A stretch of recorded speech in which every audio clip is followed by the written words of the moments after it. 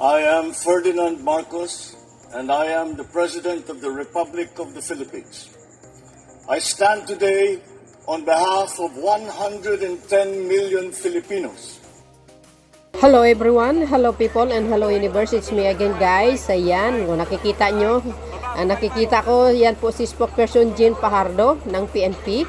So malalaman natin dito guys yung exactly what happened sa paghuli kay Pastor Kibuloy, kung saan man ito, ano ba ang nangyari, no? So malalaman po natin dito. So pakinggan po natin si spokesperson Jean Fajardo ng PNP. Okay. Go. 10:30. Okay, magandang gabi po. Tatlong bagay lamang po yung sasabihin ko. Unang-una po ay kinukumpirma po natin na hawak na po natin si Pastor Kibuloy, si Jacqueline Roy, si Ingrid Canada, si Crescente Canada, at si Silva Semanes po. Nakuha po natin yung custody po nila around 5:30 this afternoon, at mga bandang 6:30 po ay lilipad po natin sila mula po sa Davao papunta po dito sa Villamor po tayo lumabas.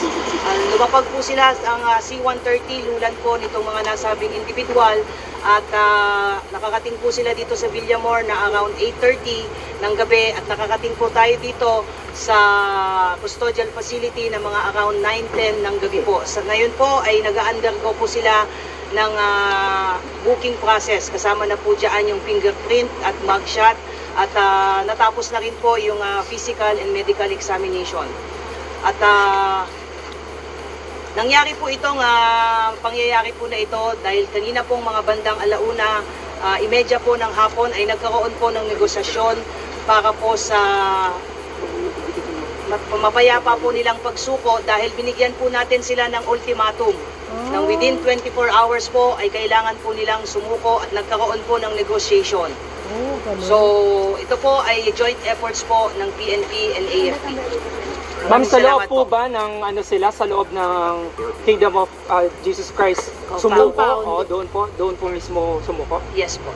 Apo. Sa loob po ng KOJC compound po natin sila nakuha. Apo. Ma'am, dito sa loob ng PNP Custodial Center, magkakasama po sila sa isang kwarto? Paano po mangyayari? Wala pa po tayong detalye po dyan. Maraming salamat po, yun lamang Ano po po. yung susunod na mangyayari po?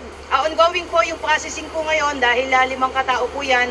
Sabay-sabay po silang binubuking po ngayon, at na-inspect na rin po sila, at nasa maayos naman po silang kondisyon, although some of them based po doon sa medical examination po, medyo mataas po yung BP, but other than that, okay naman po sila, at tuloy-tuloy po yung processing po ngayon. Ma'am, which case po sila na binuking po kanina? Lahat po ng kaso, at dyan din po nangyari, pagdating po nila dito sa custodial ay isinerve po yung warrant of arrest po sa kanila. Kung matatandaan niyo po, 3 kaso po ito. Yung kay Pastor Kibuloy po, yung child abuse po, yung sexual abuse, at yung pong qualified trafficking. So binasahan po sila ng mga kaso po nila, at nakaharap po ang kanilang abogado po. At pagkatapos po noon ay binasahan din po sila ng kanilang mga Miranda rights at mga kakapatan po. At pagkatapos po noon ay tuloy-tuloy na po yung ginawang proseso. Ongoing po yung proseso po. Ma'am, kanina ng 24 hours ultimatum po na nabanggit ninyo kanina. Nagbigay po ang PNP po ng ultimatum po na sumuko po sila, otherwise po ay papasukin na po natin yung isang particular building na hindi po tayo pinapayagan pong pumasok. So nagkaroon po ng negotiation ang PNP na kinatawan po ng intelligence group at ISAP. Pinagtulungan po ito that led to the peaceful surrender po ni Pastor Kibuloy at 4 pa, at papasalamat po tayo doon sa naging mapayapa pong at least itong proseso po na ito. Ma'am, so in particular sila nagtago? I don't have at liberty to reveal that. Ang importante po sa ngayon ay nasa kustodiya po ng PNP po ito, at ang mangyayari po niyan ay bukas po inaasahan po natin na i-return po yung mga warrants of arrest doon po sa mga issuing courts, particularly dyan po sa Quezon City, kung saan nailipat na po yung mga kasong na isang pa po natin sa Davao, at doon naman po sa RTC 159 po. Ma'am, yung po Pero hindi bang po underground, ma'am? Wala pong underground? I don't have any information on that po. Ma'am, Sa yung- importante po ay nasa atin na po yung mga pinaghahanap po. Ma'am, same lang ba yung room na can you give us kung merong aircon, merong ano po paano? Wala pa po, hindi ko pa po nakikita kung saan po silang kwarto. Ate, GCash? Scan to pay with GCash. Kung saan-saan po silang kwarto po, manilitinid, but meron na pong plano dahil nga kanina nga po habang ongoing po yung negotiation, ay pinagplanuhan na rin po kung saan-saan po silang mga selda po mapupunta. Magbibigay po kami ng additional details as we go. Pero definitely ma'am, magkakahiwalay sila. Magkakahiwalay sila. Ano po yung plano, ma'am? Ano po yung plano? Ano po yung nakasuot sa plano, ma'am? Well, as to the operational details and planning, antayin na lang po natin na papatapusin lang po na natin yung proseso po. What's important is we just would like to confirm po na nasa custody na po ng PNP sina Pastor Kibuloy at iba pa. Maraming salamat po. Maraming salamat po. Maraming salamat. So yun guys, napakinggan nyo kung anong sinabi ni spokesperson Jean Fajardo, na talaga namang binigyan pala ng ultimatum ito si Pastor Kibuloy sapagkat mayroong isang building dyan sa loob ng QOGC na hindi pa nila napapasukan, na talagang ayaw ng mga QOGC members. Di tama din yung sinabi ni General Torre na malakas ang kanyang radar, na si Pastor Kibuloy ay nandyan lang sa loob ng ng QOGC. O di ba? Sabi ko sa inyo Kaya kudos sa PNP, sa Chief of Police, sa mga pulis na talagang nagporsige, no, nagsakripisyo kahit yung iba nasugatan kagagawa ng ibang members.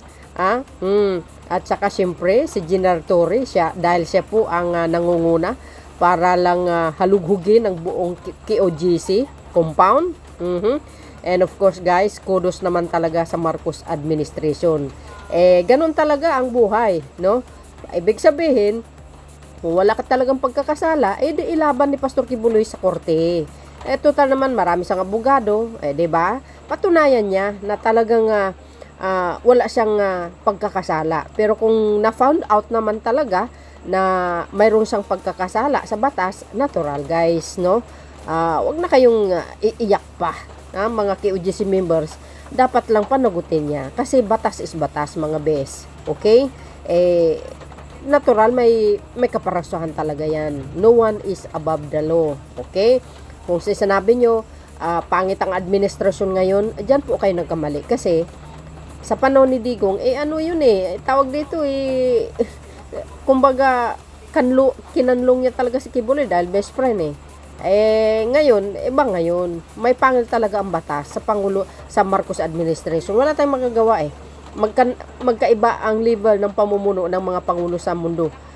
Dito kay Pangulong Marcos Jr., walang kaibigan, basta nagkasala ka, di talagang kulungan ng bagsak mo. Kaya ang ganda ng na ngayon, una-una, nahuli ito si yung si Cassandra Leong, at saka si si Cassandra Ong, at saka siyempre si Alice Go. So sumunod si Pastor Kibuloy. Siyempre guys, merong baka last but not the least, hintayin natin ang ICC. Baka si Digo ang susunod. Saludo tayo sa ating mga otoridad. Talagang nagtatsaga. Kaya ako, well, God is good all the time. So yun guys, ang pinaka-latest updates natin sa inyo, na talagang fresh from the farm, from QOGC. At malinaw naman siguro ang sinabi ni spokesperson Jean Fajardo, na talagang confirm. So abangan natin ang susunod na mga mangyayari, mga kababayan. See you again on my next upload video. Bye. And babush, God bless Philippines. Siyempre, Thank you Lord.